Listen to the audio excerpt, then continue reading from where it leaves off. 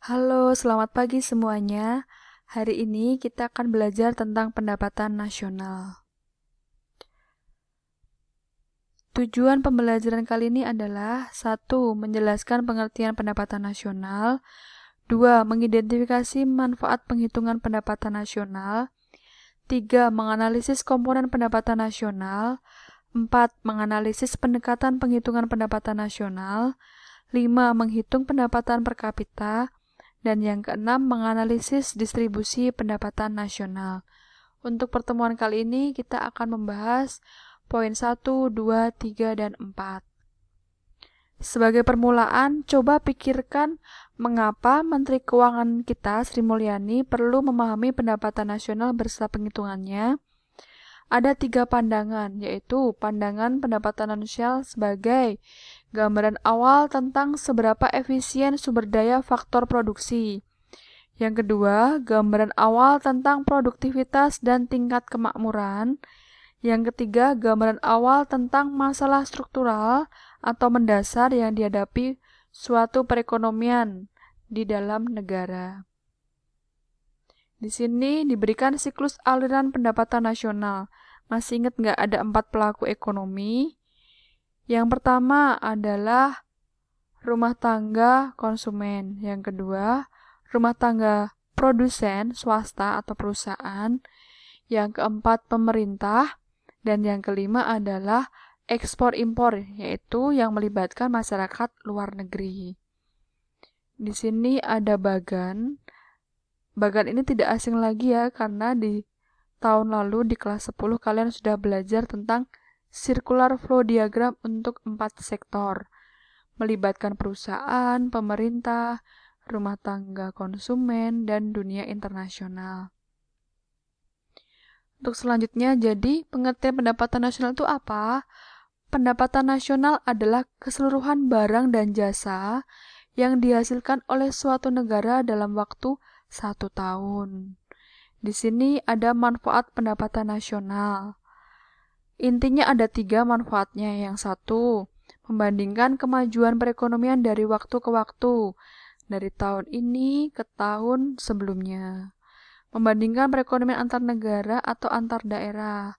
Artinya misalnya, pendapatan nasional perekonomian negara Singapura dengan negara Indonesia, seperti itu. Dan yang ketiga adalah merumuskan kebijakan pemerintah. Komponen pendapatan nasional itu ada 6. GDP, GNP, NNP, NNI, PI, dan DI. Untuk lebih jelasnya, kalian bisa baca modul yang sudah Ibu sediakan. Di sini yang sering salah adalah konsep GDP dan GNP. GDP, Gross Domestic Product. GNP, Gross National Product.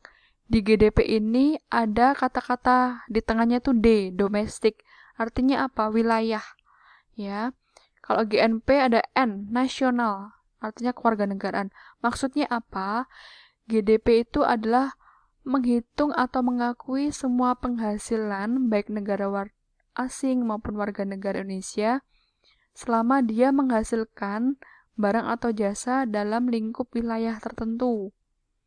Sebaliknya, kalau nasional itu adalah memperhitungkan semua penghasilan baik barang dan jasa yang dihasilkan oleh warga negara yang sama, baik dia memperolehnya di luar negara. Sebagai contoh, untuk GNP itu, jadi misalnya WNI yang bekerja di Singapura, WNI yang bekerja sebagai TKI di Arab Saudi, penghasilan mereka walaupun berada di luar negeri, tapi selama dia masih jadi WNI, itu tetap diakui, karena melihatnya adalah melihat kewarganegaraan, seperti itu. Untuk selanjutnya, penghitungan pendapatan nasional yang melibatkan 6 unsur tadi, itu bisa dilihat dalam bagian seperti ini. GDP, Gross Domestic Product, 156.000. Produk yang dihasilkan masyarakat asing di dalam negeri 26.000. Maka harus dikurangi dulu. Selanjutnya ada produk yang dihasilkan masyarakat nasional di luar negeri. Makanya akan dijumlah. Hasilnya itulah yang disebut dengan GNP. dari GNP akan dikurangi dengan penyusutan dan penggantian barang modal. Hasilnya didapatlah NNP. NNP dikurangi dengan pajak tidak langsung menghasilkan NNI, Net National Income. Kemudian dikurangi dengan dana sosial, laba ditahan, pajak perusahaan perseroan. Kemudian ada transfer payment pemerintah itu akan menambah. PI, Personal Income.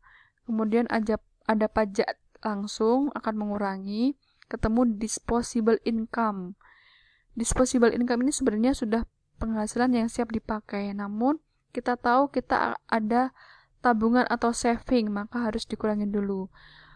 Jadi pengeluaran konsumsi perseorangan yang siap dibelanjakan adalah yang paling akhir ini. DI yang sudah dikurangi dengan tabungan atau saving. Untuk lebih jelasnya, soal dan contoh soal semuanya sudah ada di modul yang sudah Ibu sediakan. Untuk selanjutnya di sini ada pendekatan pendapatan nasional. Ada pendekatan produksi, ada beberapa unsur pertanian, perikanan, dan industri tekstil. Pendekatan pendapatan, ini ada gaji, ada laba atau profit, ada sewa, dan ada bunga. Kalau kalian masih ingat, gaji, laba, sewa, bunga ini adalah balas jasa dari keempat faktor produksi. Pengeluaran ini adalah ekspor impor, kemudian pengeluaran pemerintah, investasi, dan konsumsi.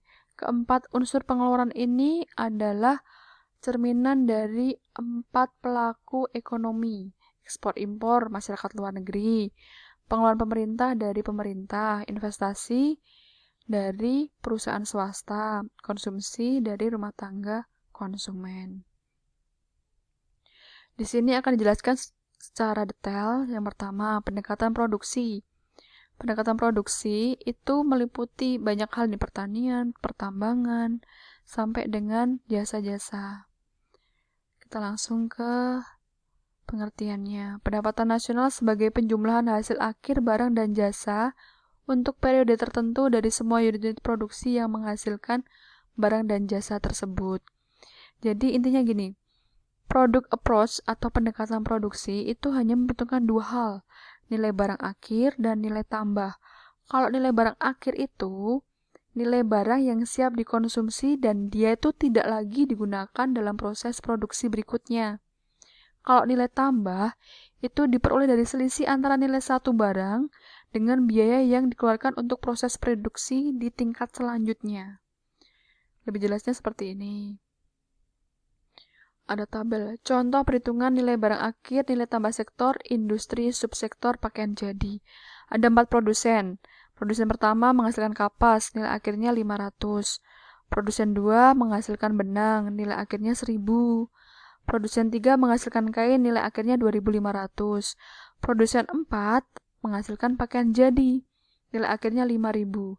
Di sini ada nilai tambahnya, 500 tetap sama 500. Nilai tambahnya 500 diperoleh dari 1000 dikurangi 500. 1500 diperoleh dari 2500 kurangi 1000. 2500 diperoleh dari 5000 kurangi 2500. Di sini nilai tambah untuk sektor industri itu ada 4500. Diperoleh dari ini 500 tambah 1500 tambah 2500. Kenapa 500 ini tidak dihitung? Karena 500 ini masuk dalam sektor pertanian. Jika di sini nanti tidak ada sektor industri atau sektor pakaian jadi, maka ini semua harus dihitung semua. Jadi nilai tambahnya pendapatan nasional dengan pendekatan produksinya sebesar 5.000. Loh Bu, kenapa nggak jumlah nilai akhir di sini? Kalau seandainya kita jumlahkan nilai akhir di sini, jadinya double accounting dan itu tidak boleh. Selanjutnya, contoh soal di sini. Diketahui harga benang 6.000, kain 12.000, pakaian jadi 20.000, dan kapas 2.000. Itulah besarnya pendapatan nasional dengan pendekatan produksi. Langkah awal adalah kalian susun dulu urutannya. Dari kapas, jadi benang, kain, baru pakaian jadi. Harganya ditulis, baru kita hitung nilai tambahnya. Setelah ketemu nilai tambahnya, barulah kita hitung pendapatan nasional sektor produksi, sektor industri maksudnya. Y sama dengan 4.000 ditambah 6.000 ditambah 8.000. Hasilnya 18.000. Jadi pendapatan nasional sektor produksinya sebesar 18.000 seperti itu. Paham? Kalau sudah paham, kita lanjut ke pendekatan pengeluaran. Di sini kita tahu 4 pelaku ekonomi. Konsumsi C dilakukan oleh rumah tangga konsumen, beli bensin, pakai listrik, dan sebagainya. Investasi dilakukan oleh perusahaan swasta, rumah tangga produsen. Pengeluaran pemerintah dilakukan oleh negara. Salah satu contohnya adalah ketika kita bayar gaji pegawai, gaji PNS, itu adalah pengeluaran pemerintah. Yang keempat, masyarakat luar negeri pasti hubungannya dengan ekspor dan impor.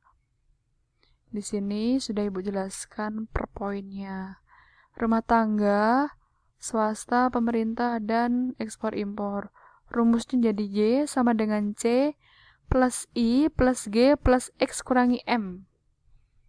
Contoh soal. Contoh soalnya seperti ini. Ada data, diberikan data yang untuk menghitung pendapatan nasional. Ada upah, sewa, dan sebagainya. Itulah besarnya pendapatan nasional dengan pendekatan pengeluaran.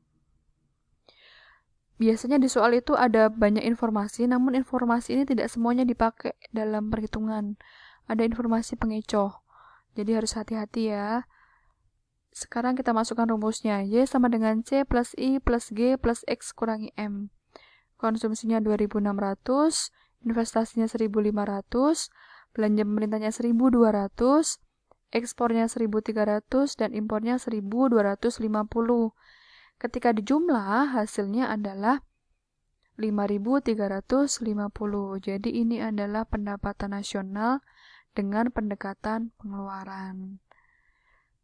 Yang terakhir, kita akan belajar tentang pendekatan pendapatan. Di sini, Ibu berikan pendekatan pendapatan itu ada 4 unsur. Ada sewa, rent, 2 upah atau gaji, wage, 3 bunga interest, atau yang keempat laba atau profit. Pendekatan pendapatan itu adalah turunan dari faktor produksi, sumber daya alam. Turunannya adalah R, rent, sewa. Sumber daya manusia, tenaga kerja. Itu turunnya adalah, balas jasanya adalah W, wages, gaji atau upah. Kemudian modal, balas jasanya adalah I, interest. Yang terakhir, kewirausahaan, skill. Itu balas jasanya adalah profit. Jadi, pendapatan nasional dengan pendekatan pendapatan itu adalah jumlah dari rent ditambah wage, ditambah interest, dan ditambah profit. Ketemulah pendapatan dengan metode pendapatan. Contoh soal. Diberikan data seperti ini. Sama ya. Kemudian, langsung masukkan rumusnya. Y sama dengan W plus R plus I plus P. Jangan sampai salah masuk ya. Gaji 1.000 ditambah sewanya 800, ditambah bunganya 400, ditambah laba atau keuntungannya 400. Ketemulah hasilnya 2.600. Jadi pendapatan nasional dengan pendekatan pendapatan sebesar 2.600 miliar. Seperti itu. Apakah ada pertanyaan? Ada yang kurang paham? Jika ada yang kurang paham, nanti bisa langsung hubungi Ibu lewat WA. Atau kalian bisa baca modul yang sudah Ibu sediakan. Di situ lengkap dengan penjelasan contoh soal dan soal latihan. Ada pesan? Hidup penuh pilihan. Apa yang kamu pilih hari ini akan menentukan masa depanmu. Jadi, selagi masih muda, kalian pilih apa? Pilihanmu sekarang inilah yang akan menentukan masa depanmu. Seperti itu. Untuk mengakhiri, Ibu akan berikan evaluasi untuk pengambilan nilai. Jadi kalian silahkan akses link berikut ini ya. Linknya nanti sudah Ibu berikan, kalian kerjakan sebaik mungkin. Oke? Sekian, terima kasih dan sampai jumpa.